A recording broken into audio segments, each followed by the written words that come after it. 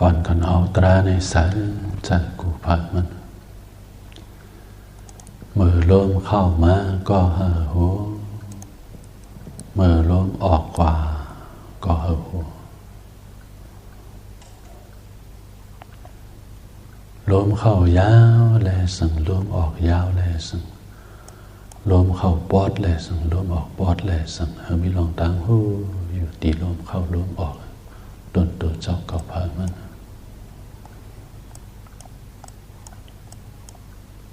มังเจอยามาตีป้องแวบในเขาป้องยาแวบยาป้องยาแวบยากว่ามัดหมายต้องจอมตีต้องเท่านั้นก็เลย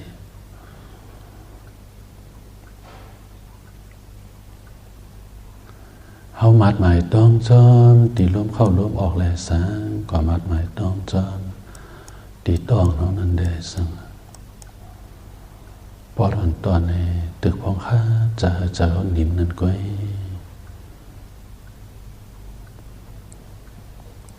เพราะว่าจะเอานี้มาเก็บคำอ่อนหนึ่งก้อยก็เอาใจของเขาเนียนปัญญาของเขานั่นจอบด้วยชิกโหต่อปลายดินต่อชิกโหตีเลยมันก็หนึ่งยุกยักสันพินพรมันตอดมันเต้นอันเจ้าลาดว่าเงาตรานั่นก็จู้ตีนั่นก็เดียวหรอ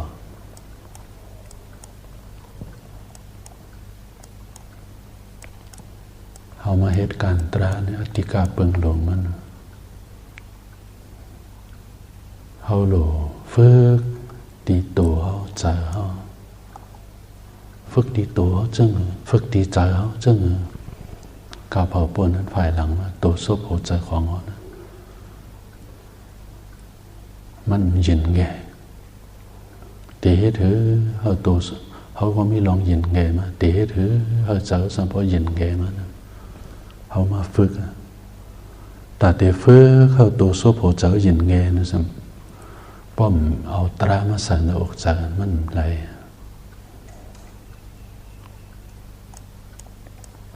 เอาตรามาใส่ในอกใจสัมเป็นอันละ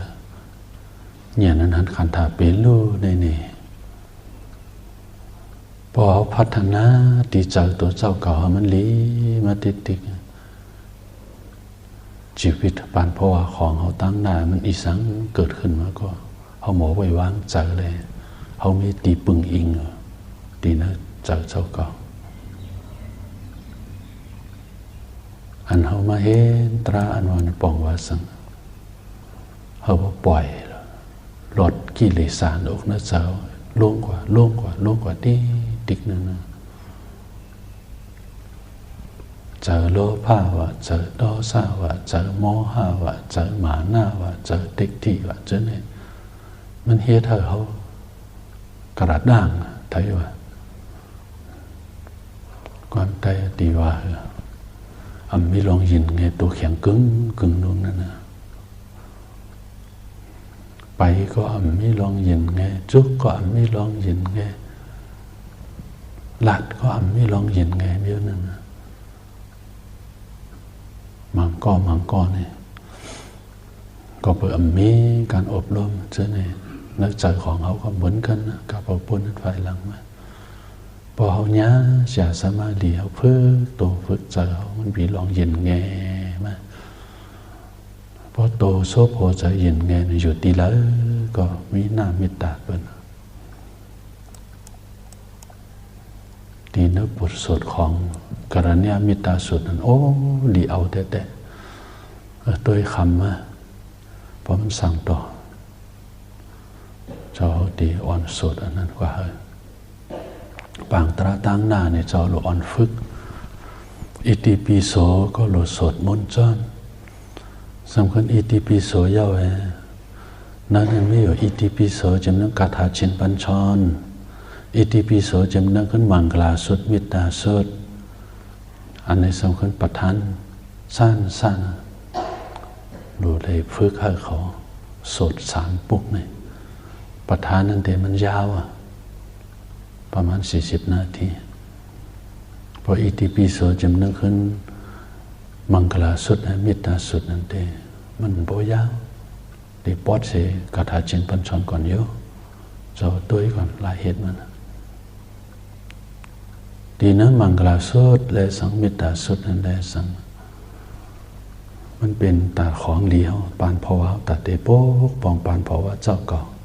เพราะสดสมุนเจ้าคนได้ทราบเรื่องดีป้าจอมเฮยกว่าแทงกูขอดีเอามาสนุกนะเจ้าปกป้องปานภาวะตัวเจ้าก่อพามันดีเนื้อมังกรสุดก็มันมีอยู่3 ตอนนะตอนตั้งหน้าตอนตั้งปอดกลางตอนตั้งหางตอนตั้งหางมาในนี้ลองคือตราปฏิปัตตราเข้าสู่มรรคผลเพราะว่ามีตราชั้นสูงมาพวกนี้มีลองตั้งเลือดใหม่ๆตีนอกนะเจ้าทีนั้นมิตาสุดนั้นก็เหมือนกันพระเป็นเจ้าหอปนเจ้ายาหันเขาเจ้านั้นเอานั้นก็เพื่อปฏิบัติจอมนั้นเป็นยานตาก็เหมือนหมดเพราะว่าเจ้าก็ฝืนบางตราตีนเลยก็เจียมย่อกี่เจอเลยเพราะเขาตีสดได้นั่นบางตีนั้นเตลิกคำหูนี่ลิกไตก็อ่ำหูลิกมันก็อ่ำหูลิกไทยก็อ่ำหูโอ้บางตีนั้นหยับใจมันจะให้เรืออ่อนสดจำได้เลยอ่อนสดอิติปิโสลูกเดียวอิติปิโสได้ง่ายมันปอดนี่นะมังกรสุดมิตาสุดทั้งประธานนั้นคำจอมได้กูปูบุกความสอนพระเป็นจอนเฮ็ดเฮอตัวสุโขเจอมีตายยินไงเสตาเฮอบ่ฮู้จักหันถึงตรามรรคผลนิพพานทุกขาสัจจะสมุทัยสัจจะนิโรธาสัจจะมรรคสัจจะใน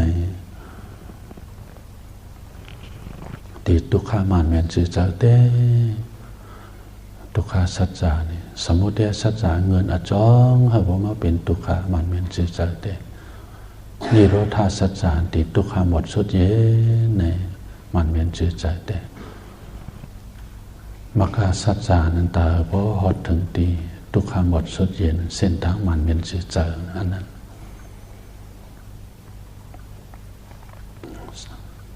ตาพอหดถึงตีทุกขาหมดสุดเย็นนั่นหลัดง่ายเป็นอันละเป็นอย่างนั้นหันขันถาเป็นรู้ในเขาดูไปจอมในกว่าติ๊กลองหูหันถึงตรานี่มันมีอนุโพธะเนียนดังปฏิเวทะเนียนในหลวงหัวถึงตราสัจจะสีเบิงนี่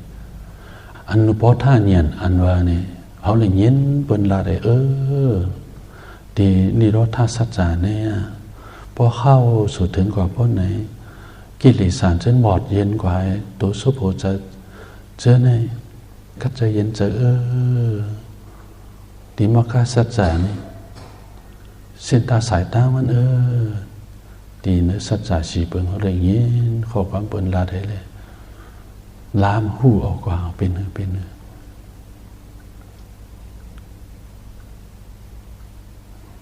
นิโรธาทุกขบทชุดเย็นเป็นเมื่อหนึ่งว่าเจอติกที่สกายติที่นั้นเพราะว่าเขาผ่านถึงจันทรโสตปฏิมาโผยาวสกัดที่นี่มันเบี้ยวเจอเจ้าเก่านั่นนะกับพวกนั้นฝ่ายหลังมาเนี่ยเจอเจ้าเก่าลีเหลือเปิ้นเจอเจ้าเก่าแม่เหลือเปิ้นเจอเจ้าเก่าจึงสร้างเขาเสียเปิ้นสังว่าคนเนื้อล้อข้าวลงเนี่ยมีจารีจาแบบเหมือนจึงหนังเจอเขาข้าวก้อยเนี่ยมีผ่ามาพิษเมากันยาวเนี่ยใจนี่เป็นสกัดที่อันนี้ยังตึกป่อตีนอกน่าเจอเขาอยู่ติ๊กเจอเขานั้นมันหมดเย็นกว่านาทีมันดีศักษาจึงหือน้อลามด้วยเสียเลยหัวก็ลามด้วยหัวมรรคสัจจะนี่ก็จอมอันนี้ก็ติหอดถึงได้นี่ลามเสียเลยหัวกว่าอันนี้เป็นอนุโพธาเนียนสัมมิแห่งปฏิเวทาเนียนอันว่านี่ปฏิเวทาเนียนอันว่านี่หกพันถึงขันธาเป็นโนสุดเสียเลยหกพันถึงจันตราโลกุตระมากเนี่ยผลเนียนเสียเลยหันถึงที่อายุเล็กป่านแจงเลี้ยงดีงามอันในกิเลสานบดเย็นกว่าเนี่ยผู้พันอันใน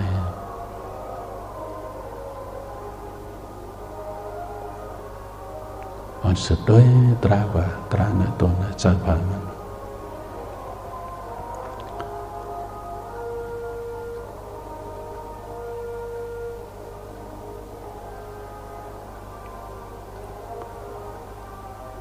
นสานมาพินพ่อนป่อมาก็หูจ้ามันตอดมันเตียนป่อมาก็หูจ้า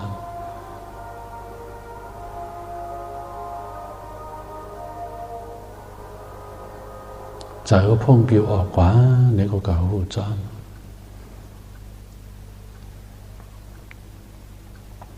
อันนูพอท่าเนียนเจมทั้งปฏิไว้ท่าเนียนเขาหลอกข้าจะหันถึงเป็นนูพอสุดนี่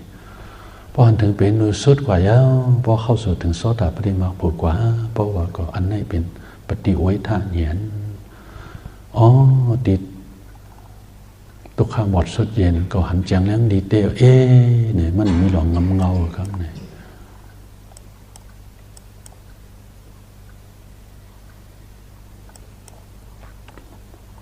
โผเนี่ยมันมีอยู่3 เมี่ยวมรรคานันตระพละสมาปฏิอันนี้เป็นเมี่ยวหนึ่งวันนันชนะพละสมาปฏิในเป็นเมี่ยวหนึ่งอายุสังขารพละสมาปฏิในเป็นเมี่ยวหนึ่งพวกกูก็เลยมันเหยียนมันต้อยขันถาเป็นนูภายหน้าเป็นรูภายหลังเหยียนจอมหูดูแลหูกึกกันเตเจ้าหันในป่านเหยียนมันซ้อยจอมกว่าจูพองต้อยขันถาเป็นดูอยู่นั่น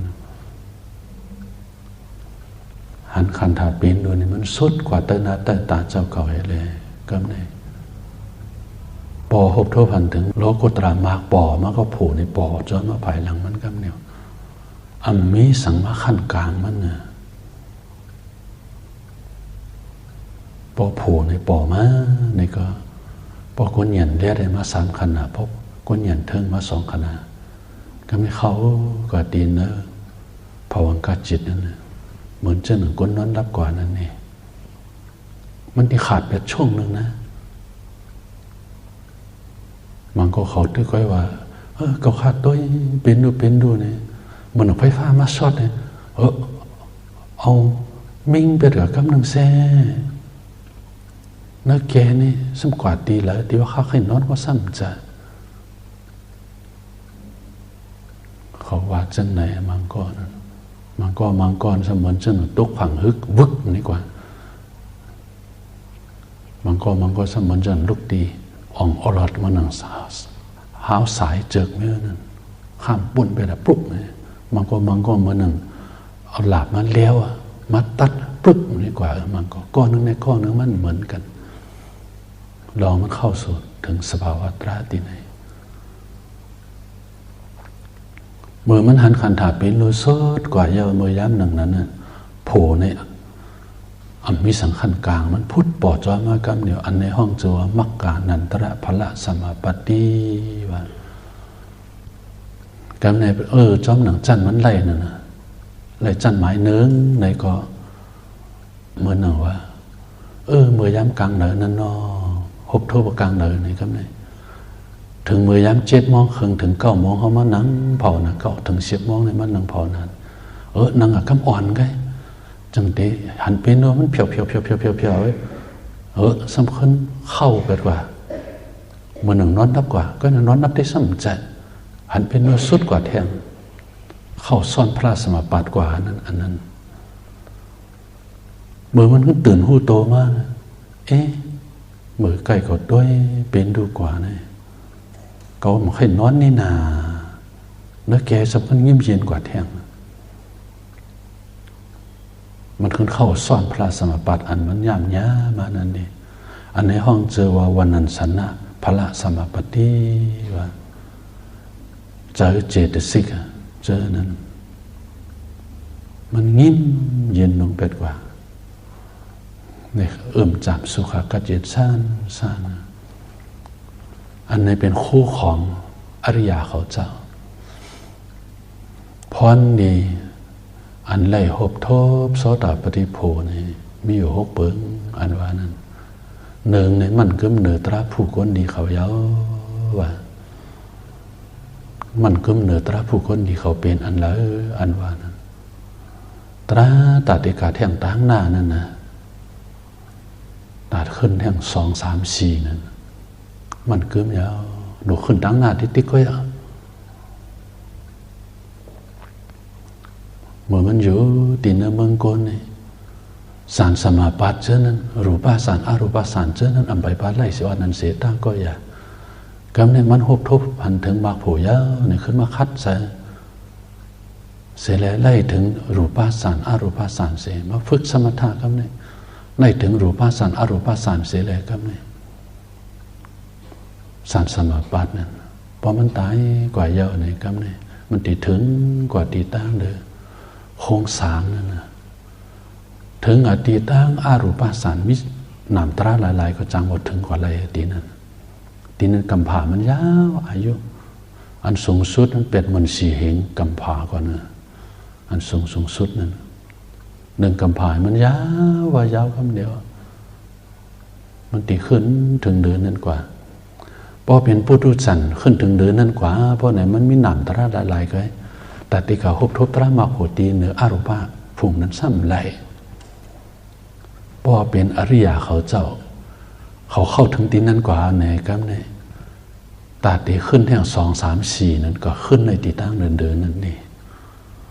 ก็เปิดว่าตราผู้คนดีเขาเนี่ยมันเกือบยาวนี่คำสอนพระเป็นซะ2ในมิสะเพาะอ่ำยบย้อนนะ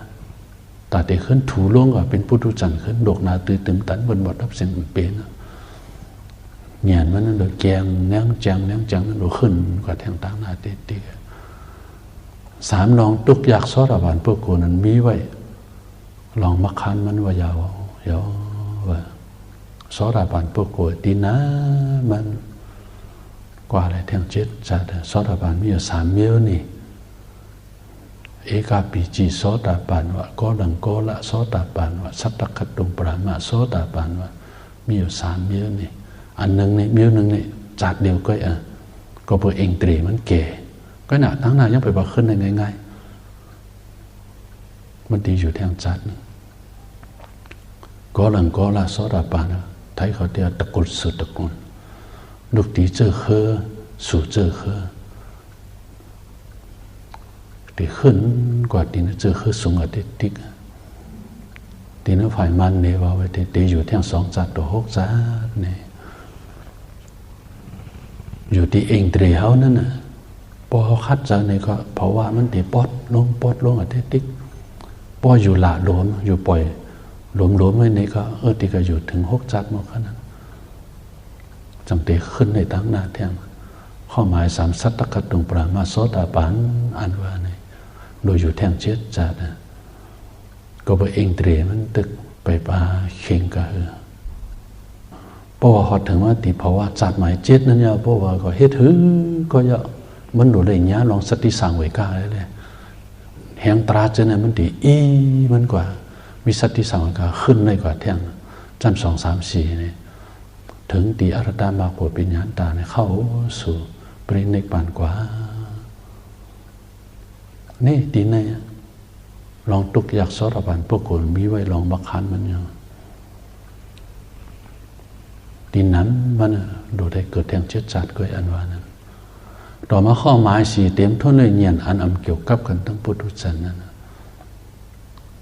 เงียนเหมือนพระสมปัตอันนี้วันนั้นฉันนะพระสมปัตติอันนี้ก็เรามันหันขันหาเป็นนุสุดยาวเพราะว่าก็อายาสามันตีหูจักเจอเนี่ยเจ้าแตกเนกว่าอุปมาเหมือนหนึ่งคนนอนนับตื่นขึ้นมาวันนั้นเสตาก็อย่าอายาสามันเหมือนกันนะวนด้วยดีๆเจอเลยย่ำหดทบมาพวกหัวก้อนมันเมย่ำอันมันหันขันถาเป็นนุสุดกว่าหดทบอันถึงมากโผจันนั่นนะเสด็จมันขึ้นตื่นหูโตมาอายาสารเนอะจากมันเป็นเมี้ยวหนึ่งอันมันได้ในเจ้านั่นเหตุอะไรกันเนี่ยสำคัญเข้าสู่พระสมปัตกว่ามันก็ตื่นหูโตขึ้นมาอายาสารมันสั้นเป็นเมี้ยวหนึ่งมันนอนดับกว่าตื่นหูโตมาอายาสารสั้นเป็นเมี้ยวหนึ่ง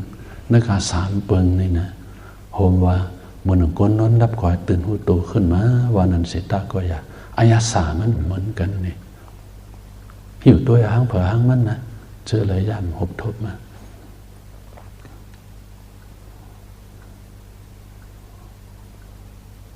ษหน่วยเงียนอันเกี่ยวกับกันตั้งเจอปุถุจันทร์ปุถุจันทร์เนี่ยมันก็ยังหูเลยก็เปิดสังมันยังหูเลยก็เปิดติ๊กที่ต้องวิสิกิสาขวางมันไว้อยู่พอเฮ็ดก็เนี่ยเจอ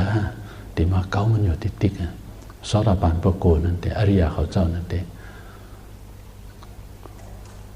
มันมีลองงำเงายาวนี่ครับนี่ข้อหมาย5ในพรเดียโจลองหุบเลยโสตปฏิโภนั้นข้อหมาย5โสตปานประโกก่อนนั้นลองตั้งมันไหนก็หวนถึงลีข้อหมาย6พรอันติเปลี่ยนมาย้อนเปิดลองตั้งมันเจอนั้นก็หวนถึงดีๆนั่นเป็นปฏิสัสสโมปาทปุถุจันทร์หูจักหันถึงปฏิสัสสโมปาทนั้นหูจักผิวมันไงความอันว่าเวทนานิโรธาตัณหานิโรธนองนิโรธามันไม่เป็นไรเปิงไม่เป็น4-5เปิงความอันว่านิโรธาน้องมันบดเย็นกว่านั้นมีเป็นหลายเปิงมันหูนะปุถุจันทร์หูจักหันถึงปฏิสัสสโมปาทหูผิวมันก็มันหมูกว่าลึกอริยเขาเจ้าในหูหันถึงเนี่ยมันลึกลงกว่าแจงแรงดีเลยเสียปุถุจันทร์ก้อยหน่ะมันจอมหนังมันแจงแรงขนาดเหยียนจันมันทั้งจันมันพอหบทผ่านถึงสักขตาขามีมาโผล่สังเตียวหูแจงแรงดีเลยเสียโสดาปานจันหนึ่งและจันหนึ่งมันเหมือนกันเหยียนปิงยาพรดีอันหบเลยโสดาปฏิโภคเป็นหกเบิ้งอันว่านั้นหนึ่งมันเกิมเดือบตราผู้คนดีเขา2มีเฉพาะอ่ำหยบย้อม3ลองตุกจากโสดาบันประโกนั้นมีไว้ลองมาคันมันยาว4เต็มทนด้วยเงียนอันเกี่ยวกันตั้งเจอพุทธจันทร์5โสดาบันประโกก่อนนั้นลองตั้งมันไหนก็หวนถึงดี6พรอันติเปลี่ยนมาย้อนเปิดลองตั้งมันเจอนั้นก็หวนถึงดีอันในมาตินอังคุตระนิกายหิวตัวเอาทัดสั่งตัวย่างก้อยตัวเจ้าเกาหลีโดยจอมกว่าเมื่อกี้เจ้าหลักมาลงพระสมปัตเนี่ยมันมีอยู่3เยอะนั่นคนเข้ามาตีไหน1มรรคานันตระพระสมาปฏิ2วันจันทร์พระสมาปัต3อายุสังขารพระสมาปัต1ในมรรคานันตระพระสมาปัตนั้นเขาเหตุการณ์ตราเสียเข้าสู่ถึงมรรคผูกว่าอันเป็นวิปัสสนามากนั้นเท่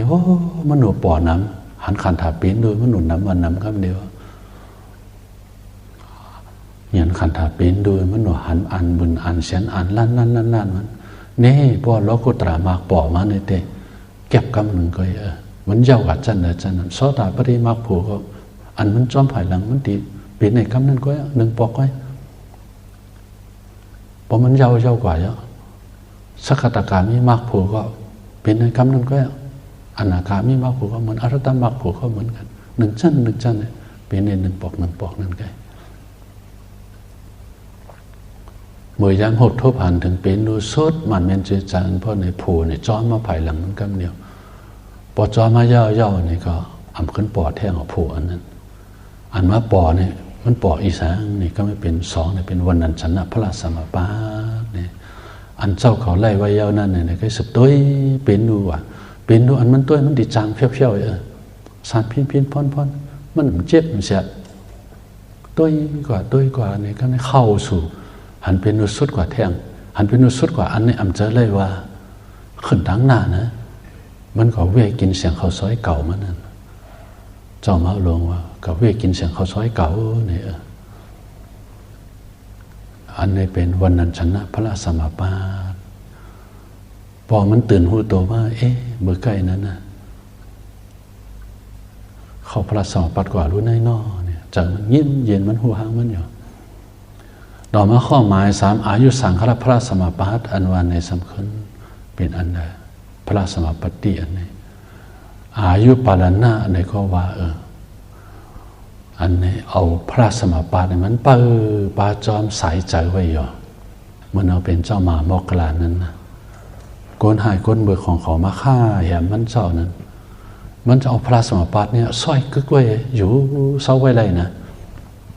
ก้นหายก้นเบิกของเขานั้นเฮ็ดดีมันเจ้าในสัมพอทุบเอา ตัวมันว่าดุมันว่าสัมโพอ้นยุ่มกว่าก็น่ะมันเอาพระสมบัติอันในสร้อยมันมาอยู่ไว้เลยก่อนไว้เลยสิโจรจะนั่นโล่งกว่าเยอะเนี่ยมันขึ้นมามันมาเอาอู่พุงตันโคมมาสร้อยจับกันอ่ะอันนั้นเดี๋ยวกว่าเจอนั่นเนี่ยก็จังเอาอู่พุงมาคบไว้พระเป็นเจ้ามันติเข้าสู่ปณิในป่านเยอะเนี่ยอันไหนนี่เพราะว่าเขาใกล้ตัวหันเป็นดูใกล้ละพอหันเป็นดูสุดกว่าเยอะจันหนึ่งในจันหนึ่งเพราะว่าก็พอใกล้เข้าซอยจอมเนาะพอเข้าใกล้เข้าพระสมบัติเข้าพระสมบัติกว่าอันเจ้าก็ไล่นึงจะเงียบเย็นมันเปี่ยวมนเสื้อจอมอายุของเขาก็ยืนยาวกว่าอายุของเขาเพราะว่าเขาติดฐานอยู่จอมสัจจะติดฐานเทียงปึ้งหนึ่งอันนี้ดีเฮตราความสอนพระเป็นเจ้าดีอาพระสมบัติมันมีสามย่อหนึ่งมรรคานันตระพระสมบัติอันนี้เมื่อเข้าสู่มรรคผู้เลยซอยจอมมาครับเนี่ยมีสังขันกลางมันสองวันนั้นจันนะพระสมบัติอันนี้เพราะว่าไหลจันนั้นมันเข้าเอิ่มจามพระสมบัติอันมันหันนั้นพระผลสมบัติอันมันหันนั้นสามอายุสังขละพระสมบัติอันนี้พอเป็นยาหันตาเขานั่นเองอันนี้เขาติดแจงเลี้ยงดีกว่าเป็นจึงหือก็ยาวรู้สึกตัวเป็นดูกว่าก็แหละจันหนึ่งและจันหนึ่งมันเหมือนกันเป็นจึงหืออันว่านั้นเพราะว่าก็อันมันเข้าซ่อนพระสมบัติกว่านั่นเองจอมหนังจันมันได้เนี่ยคนหู้โตมากครับนั่นเนี่ยนั้นขันถาเป็นดูมันติเหมือนเปลืองเก่าก็มันหมดตื้อตอนก็มันตัวเป็นดูเพราะเนี่ยมันสำคัญเข้าสู่ถึงในมรรคผลจันตั้งเลยกว่าเพราะว่าก็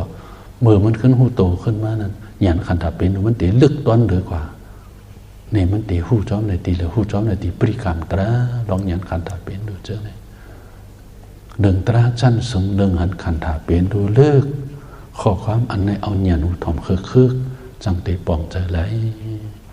กอบในตีเนื้อเจ้าเมาลงนั้นจับเรียบว่าไว้มีอันใดจ้างทบทำท่านเนื้อไหนโตมันใจนิ่มเอาเงียนจิ้มหิมกันพันรถใส่ต้มไต่เน็ตสันปื้อบอกพานคบงานเจ็บเลือดใหม่นักนองจองจันริมเก่นกันเอ็นลันป่องออกไข่คมแสบกายจงนักเนินหลงจอมกงต้องหลอดใส่ก้นมวยหูดจอกย่อนถึงออกกุงงอกเอ็นแสบไม่กงเอ็นกงหลบถาดล้มจุบเงียนอบหูแจงไล่ขันตีและขันถาอิดกันกว่าปัญญาจอมคนไขกี้เลสหักลึกแพเงียนจึกจังขึกแทบขาดไหลหักขาดโหตายเจ้าเขียนหายก้นไหลปูจ่อไว้พังซ้อมเจอเหม็นปุดตกเสียนเย็นเป็นเจอเลี้ยงไตตัวเลี้ยงเจอเลี้ยงอูหมุนแห้งผีสางแป้งหมบไว้อ่ำมีเลิดมีไม่สังยาวบนไหนบนน้อเนี่ยเป็นลูกหูแจงแหงยศหมดเย็นเป็นลูกในตุขาสัจจะหูแจงในมคาสัจจะแหงยศกว่าในสมุทัยสัจจะหมดเย็นในนิโรธาสัจจะสัจจะสี่ป้าป่องใจมาเอาหาจังเตแม้เนี่ยขอความเจ้ามาหลงจับเลยว่าไว้ตั้งแต่พุทธจันทร์ขัดใจการตราก่อนต่อพอเข้าสู่ทั้งมรรคผลกว่าพอเข้าสู่มรรคผลกว่ายาวเหยียนขันถาปีนู้จันหนึ่งเนี่ยจันหนึ่งมันเหมือนกันบางโกมันลัดนี่ว่าโอ้เจ้าเสียข้าเขาหันเป็นดูเนื้อกุมดุข้าเลยเจ้าเนี่ยหันมันชันพินพ้นเป็นจึงเลยมาลัดทางเขาว่าเจ้าตีย่องย่อกว่าเบี้ยวมันหันในก็มันเจอนี่ปุถุจันติกาหัน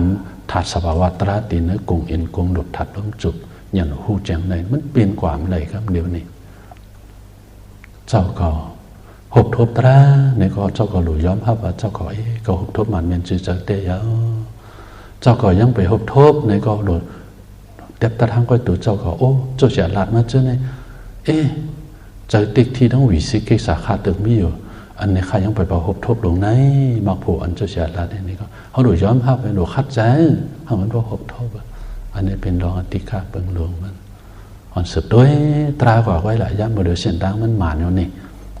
เขาหันขันดาปีนดูกำหนึ่งก็เมื่อหนึ่งไก่เมงง้อมไข่ตีติ๊กอ่ะเมื่อหนึ่งเขาแผ่เดินตีนโปธิปักยา38 จิตติ๊กอ่ะอันสืบด้วยตรากว่าภายหน้าเป็นลู่ภายหลังเงียนจอนหูลู่แลหูกึกกันเตเจ้าหันในปันหันอันละเฮยักมักอันละเฮเอาผ้าเป็ดเขาลุ่มอันสืบด้วยตราเนื้อตัวนักจัดเจ้าก่อฝังมันกว่าผวนเปิดปาตราติเปิดปาฟูนั้นอยู่ตราติเปิดปาฟูนั้นอยู่เขายามมีกาขันเขายามมีกาขันวันอันมันป้นกว่าป้นกว่าเยอะเลยอันเดืออยู่แท่ง3-4-5 วันนี้ขัดใจกูเผามันจะเขายามมาเป็นพรนี่กูเผามันอ่อนสึกด้วยตราเนื้อตัวนักจัดเจ้าก่อฝังมันกว่า